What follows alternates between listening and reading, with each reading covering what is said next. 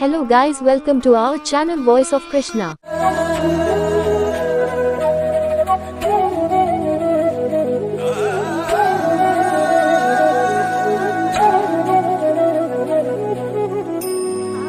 வணக்கம் நண்பர்களே.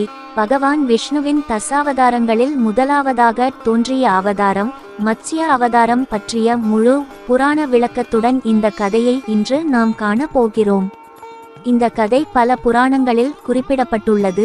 குறிப்பாக பாகவத புராணம், மகாபாரதம், மாத்ஸ்ய புராணம் மற்றும் அகவல்கி ஸ்மிருதி ஆகியவற்றில் விரிவாக விவரிக்கப்படுகிறது. இக்கதை பிரளயம், தர்ம பாதுகாப்பு, வேதங்களின் மீட்பு ஆகியவற்றை பற்றியது. கதை முழுவதும் கவனமாக கேளுங்கள், காரணம் இது வெறும் புராண கதை மட்டுமல்ல, இது மனித குலத்தின் ஆரம்பத்தையும் விஷ்ணுவின் கருணையையும் விளக்குகிறது. நண்பர்களே, காலத்தின் முடிவில் பிரளயம் என்பது ஏற்படும். இதுவே யுக சந்திகை எனப்படுகிறது. ஒவ்வொரு யுகமும் முடிவடையும் போது உலகம் நீரில் மூழ்கி அழிகிறது. பின்னர் ஒரு புதிய யுகம் பிறக்கிறது. ஒரு முறை சத்திய யுகம் முடிந்து திரேதா யுகம் பிறக்க இருக்கும்போது பிரம்ம தேவர் தன்னுடைய வேதங்களை பாதுகாக்க முடியாமல் போகின்றார். அந்த வேதங்களை ஹயக்ரீவன் என்ற அசுரன் திருடிக்கொண்டு அவற்றை பாதாள கடலில் மறைத்து விடுகிறான். வேதங்கள் இல்லாத உலகம் அறிவில்லா இருளில் மூழ்குகிறது. இதை திரும்ப பெற பகவான் விஷ்ணு ஒரு பெரிய தீர்மானம் செய்கிறார். அந்த நேரத்தில் மனு மகராஜா என்பவர் பூமியில் ஆதிபுருஷராக வாழ்ந்து வந்தார். அவர் மிகவும் நீதியுடையவர், பகவானை தவம் செய்து வந்தார்.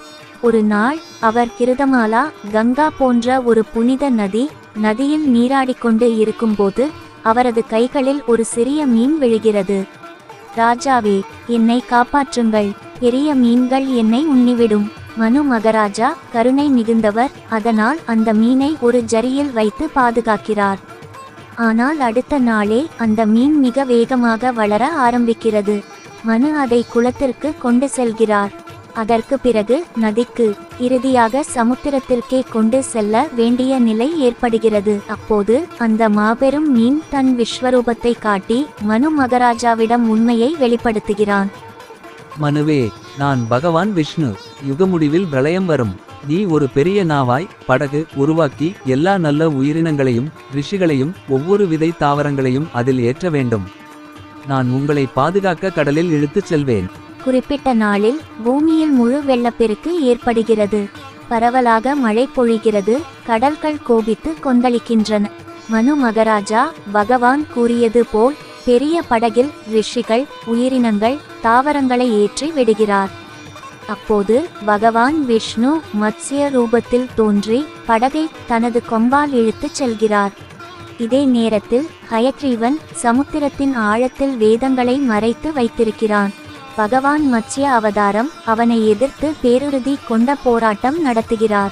கடந்த கால யுகங்களில் அசுரர்கள் எப்போதும் வேதங்களை தடுத்து மனிதர்களின் அறிவை மறைப்பதற்கு திட்டமிடுவார்கள். ஆனால் பகவான் விஷ்ணு எப்போதும் தர்மத்தை நிலைநிறுத்த வருவார்.